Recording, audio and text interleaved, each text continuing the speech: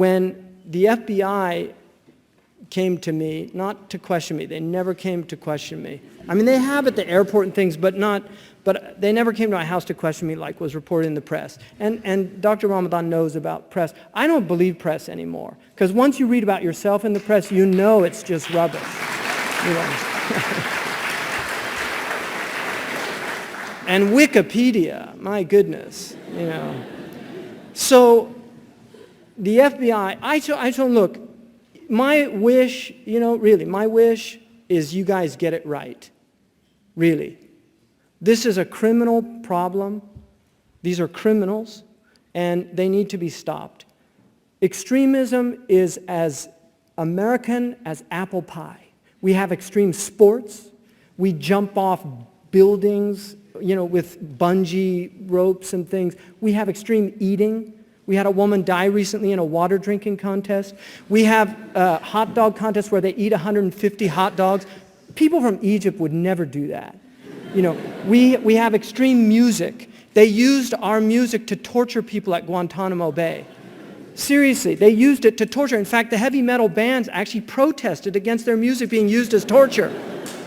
In terms of what role should governments play in Islamic reform, I mean, I would argue that governments are one of the most important things that Muslim jurists attempted to address was the limits of government. And Muslims traditionally were very libertarian in their approach. They did not like, our jurists did not like, they didn't work for governments, and we had a separation of powers in the sense that the legislative body was in the jurists, and the jurists were independently working. Islamic Sharia arises completely independent of government support. The great jurists were actually Malik, Ahmad ibn Hanbal, Abu Hanifa, Imam Shafi, all spent time in government jails. All of them.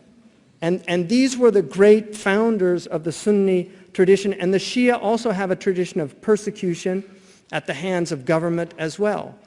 In some ways far worse than anything the Sunnis ever suffered. So Muslim jurists were always very wary of government. One of the things about that, nothing taints a reputation more in our community than an association with a government. You lose your credibility. When I went into the White House, and I was just a guest, they didn't pay me, you know, I didn't get any money. You know, maybe I should have asked for something, because it was just,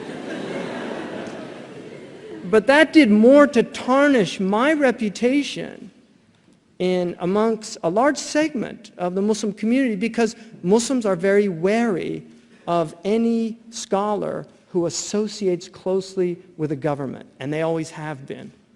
And there's a reason for that, because governments never do that out of the graciousness of their goodwill. They co-opt.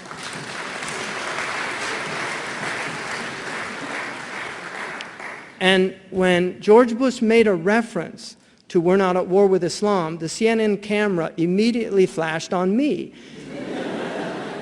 which made me realize that was pre-planned. So we do have a state press.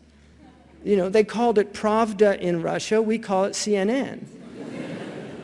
But these are the problems that we have to deal with. Now, our Prophet said the worst scholars are those at the doors of rulers, and the best rulers are those at the doors of scholars.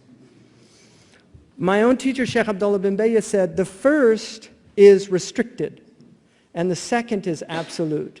What that means in Usuli language is that the first is not an absolute statement, because it's dependent on the intention of the scholar. When the Prophet said the worst scholars are those at the doors of the governments, wanting some personal gain from them. If they go there for the sake of God to advise those governments, then they're not from amongst the worst scholars. This is the type of understanding that needs to translate.